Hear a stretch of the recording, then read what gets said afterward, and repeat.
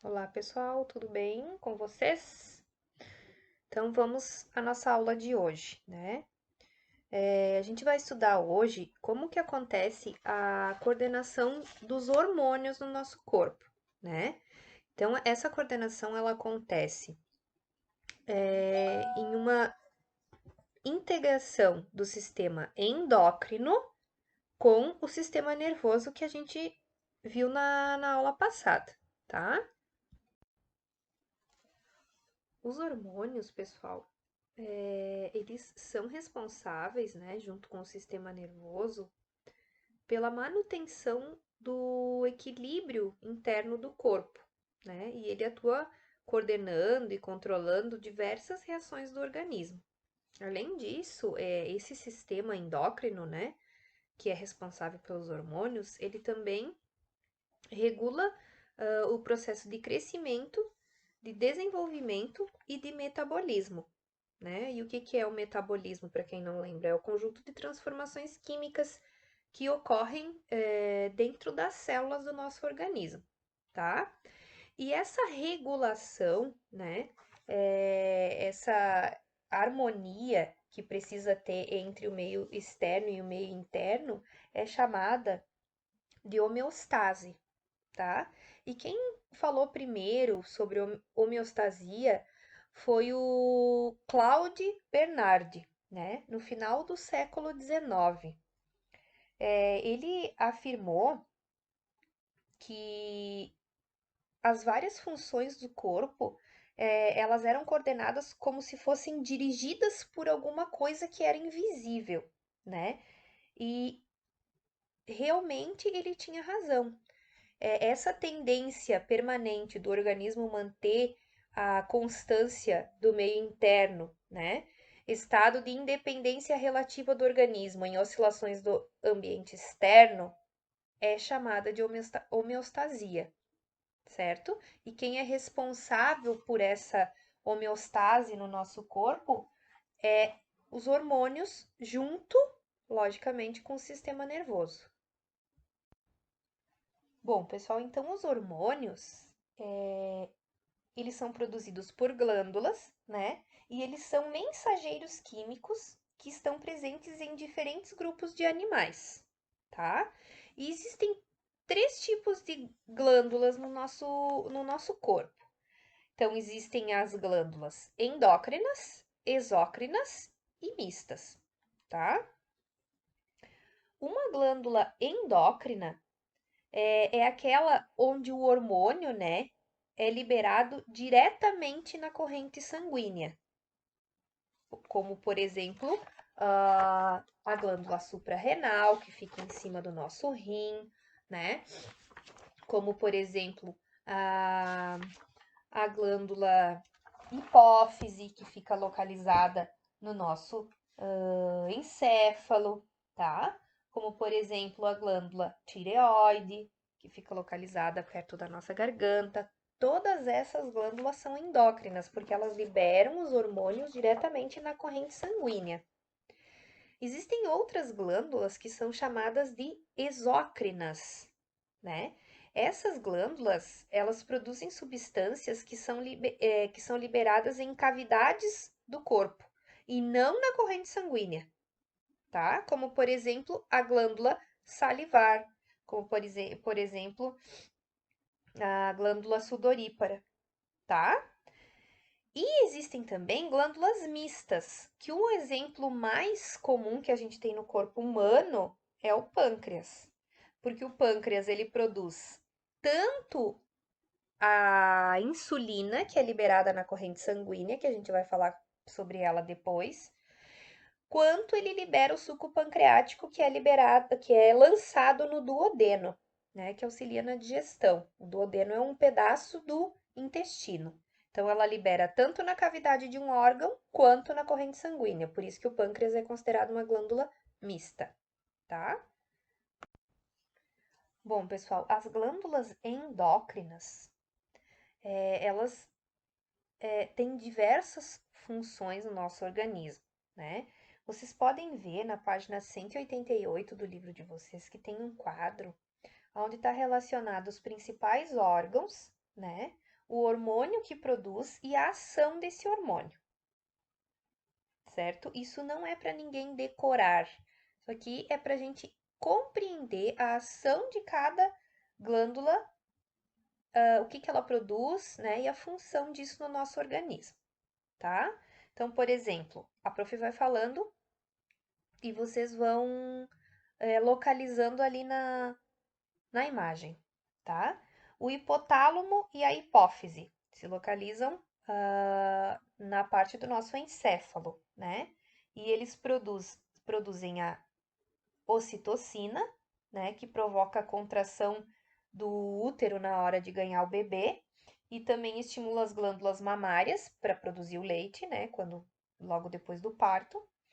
E também produzem a vasopressina, né, que é o hormônio ADH, que é o hormônio antidiurético, né, que ele age sobre os rins e ele estimula a reabsorção de água, tá?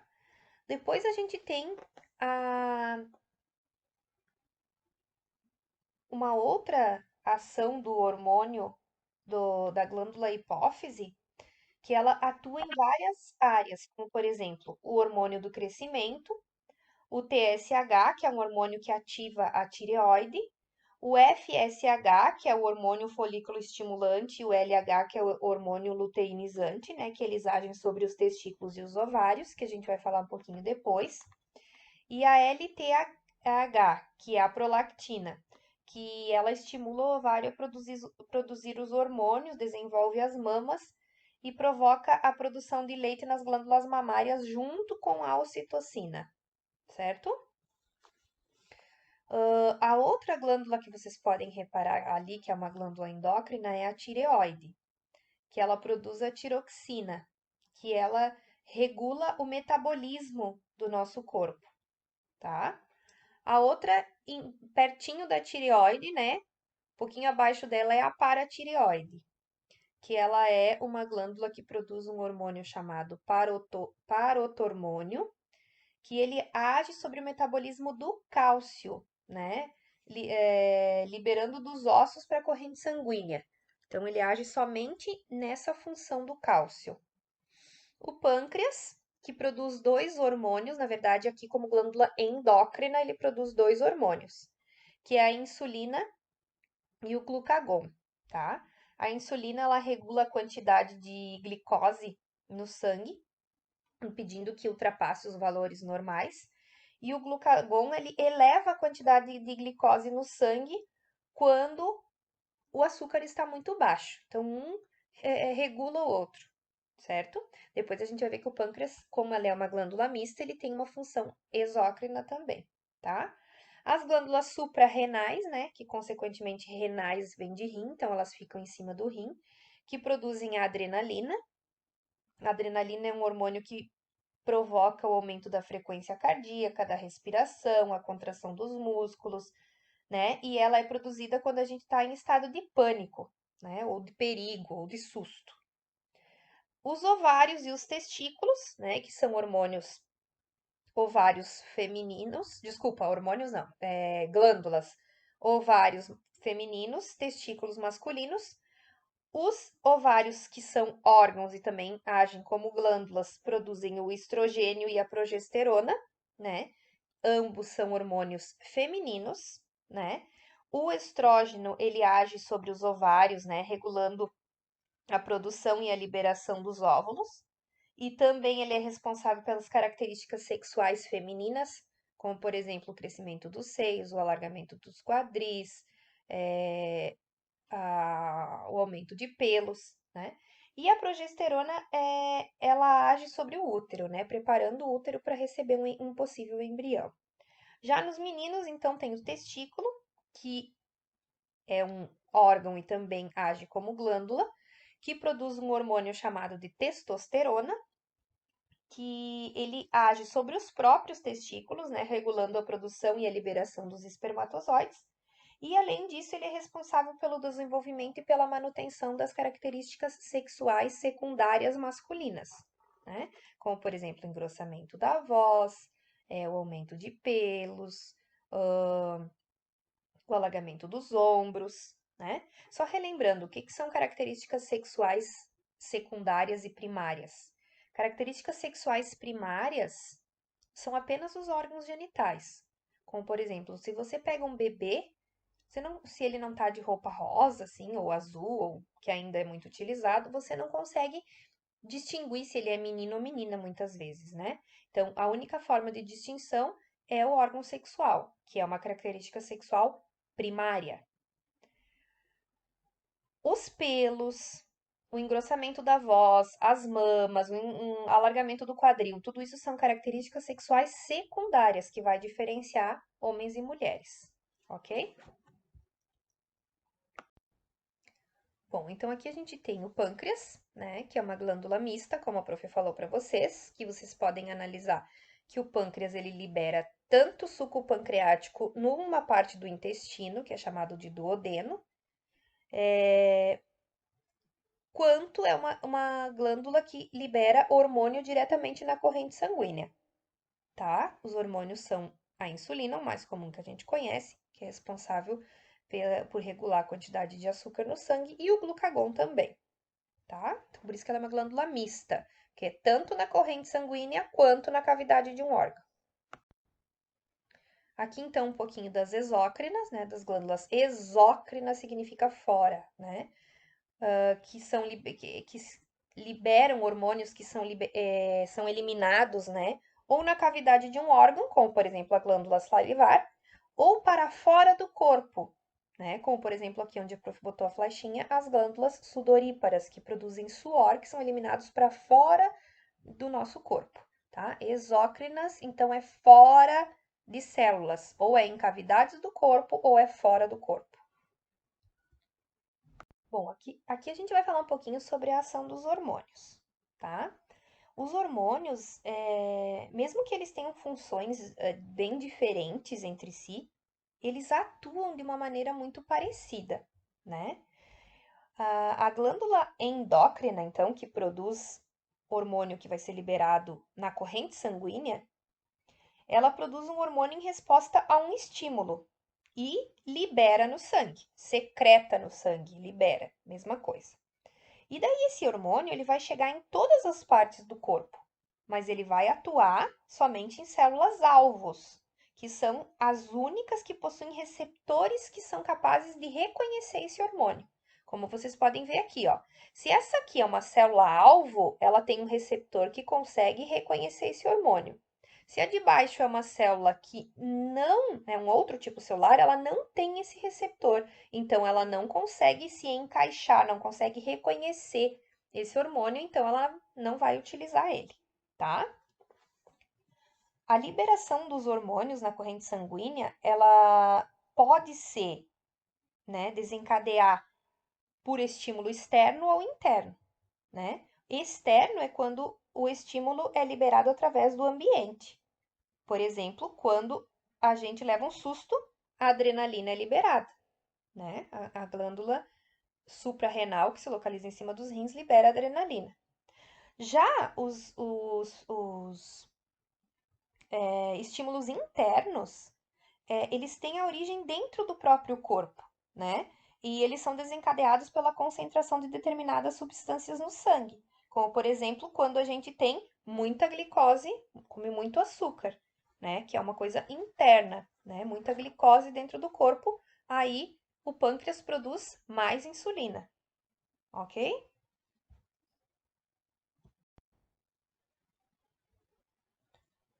Bom, pessoal, aqui a gente vai falar um pouquinho sobre os hormônios masculinos e femininos, tá? Os hormônios sexuais. Então, a gente tem que relembrar que as características sexuais secundárias são aquelas que surgem na puberdade, né? Que é uma fase da adolescência, a primeira fase da adolescência onde vai acontecer as mudanças mais drásticas, né? E são essas características que vão fazer a diferença entre pessoas do sexo masculino e feminino.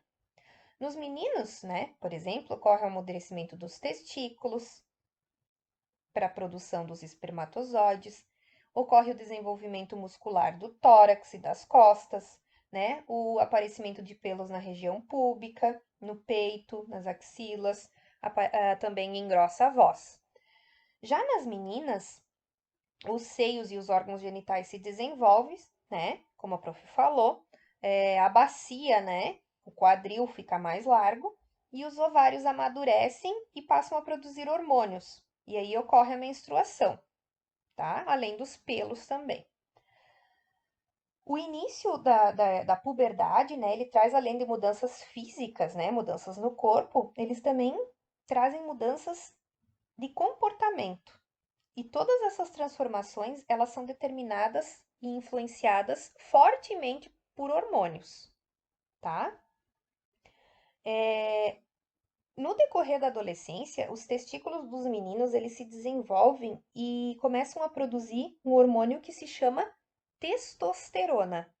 Então, o hormônio sexual masculino, produzido pelos testículos, se chama testosterona. Por isso que os testículos também produzem os espermatozoides.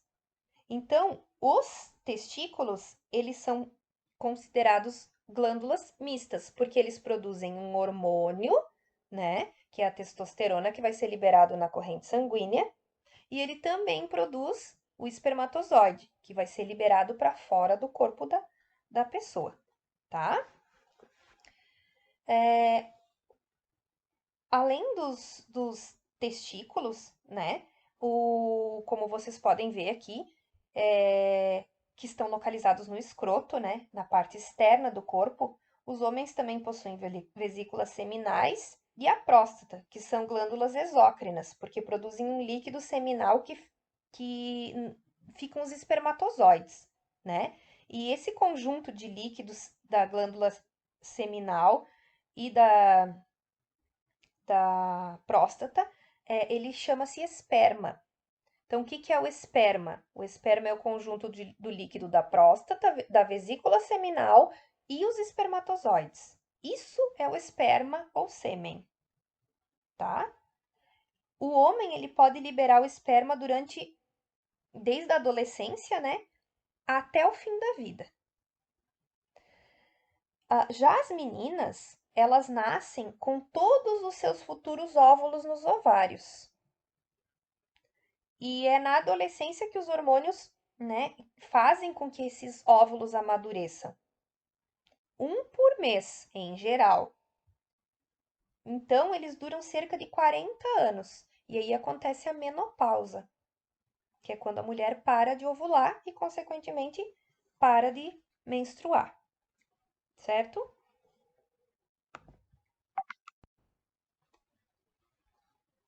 Bom, aqui a gente tem uma relação da hipófise e dos hormônios sexuais, tá? A hipófise, ela coordena as funções dos ovários e dos testículos.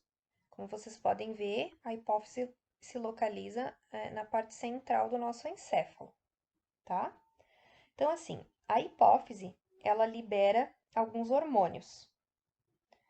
O LH, que é chamado de luteinizante, o LTH, que é chamado de prolactina, e o FSH, que é o hormônio chamado de folículo estimulante, tá? Esses hormônios, nas mulheres, eles promovem o desenvolvimento dos ovários e fazem com que elas produzam os hormônios sexuais, estrógeno e progesterona. Então, para facilitar o estudo, né, e o entendimento da ovulação e de todo o processo do ciclo menstrual da mulher, sempre é considerado como o primeiro dia de menstruação o início do ciclo menstrual, tá? Nesse momento, a camada mais interna do útero, que é chamada de endométrio, ela descama-se, né, provocando o sangramento, que é chamado de menstruação. E como consequência disso, né, por ação do estrógeno, que é um hormônio produzido no ovário, o endométrio, que é a camada interna do útero, ele começa a se desenvolver, caracterizando a primeira fase do ciclo menstrual. Como vocês podem ver aqui nesse gráfico que a prof colocou para vocês, que é igual ao que tem no livro de vocês, tá? Então, durante o desenvolvimento dessa parte interna do útero chamado de endométrio, ocorre a ovulação. E o que é a ovulação? É a saída do óvulo lá do ovário, que vai esperar um espermatozoide lá na tuba uterina, tá? E eles se alternam a cada mês, um ovário libera um óvulo. Em geral é assim, pode acontecer exceções, mas em geral é assim. Depois que aconteceu a ovulação, que é esse óvulo sair do ovário e ficar esperando um espermatozoide na tuba uterina, começa a segunda fase desse ciclo, tá? Que tem como ação principal a progesterona, que também é um hormônio produzido pelo ovário. Tanto o estrógeno como a progesterona, eles estimulam o desenvolvimento do endométrio, né? Eles fazem com que a parte interna do útero cresça, porque se acontecer uma ovulação, o zigoto tem que ficar fixado ali nesse endométrio, né? Os hormônios do ovário, que são o estrógeno e a progesterona, em grande quantidade, eles acabam inibindo a produção dos hormônios da hipófise, que é o LH, o LTH e o FSH. E quando os níveis dos hormônios do ovário diminuem, os hormônios da hipófise voltam a ser produzidos. Quando um produz, o outro não produz, tá? É mais ou menos dessa forma. E quando os níveis de estrógeno e progesterona que são produzidos pelo ovário estão muito altos, a hipófise diminui a produção de LH e FSH. Consequentemente, os ovários param de produzir a progesterona e o estrógeno. E na ausência desses hormônios produzidos pelo ovário, o endométrio descama e acontece a menstruação, dando início a um novo ciclo. Os ciclos menstruais, eles vão até a menopausa, pessoal, né? Que é o fim do período fértil da mulher. Ela ocorre por volta dura em volta, a menstruação, ela tem em média 40 anos, né? A ovulação e a menstruação. Então, a pessoa, ela entra na menopausa por volta dos 50 anos, 55. Depende da idade que a menina vai ter a menarca, que é a primeira menstruação, tá? E aí a mulher, ela deixa de produzir o estrógeno e a progesterona e, consequentemente, não ovula e não menstrua. Os homens, pessoal, eles também, né, produzem os hormônios masculinos, né, que é a testosterona, e também a hipófise masculina produz o LH e o FSH. Só que é constante, por isso que não tem o ciclo masculino e só um ciclo feminino, certo?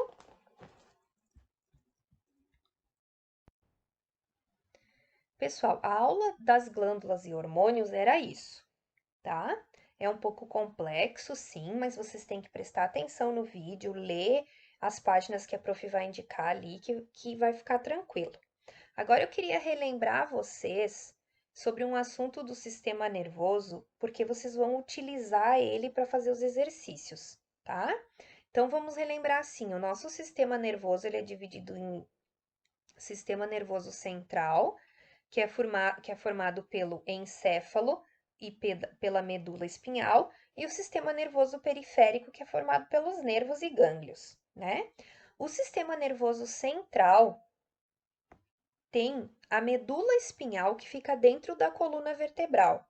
E eu não me lembro se a gente falou isso durante a aula ou não, mas quando a gente sofre um acidente que danifica a coluna vertebral, depende do local onde ela é danificada, a pessoa pode ficar tetraplégica ou paraplégica.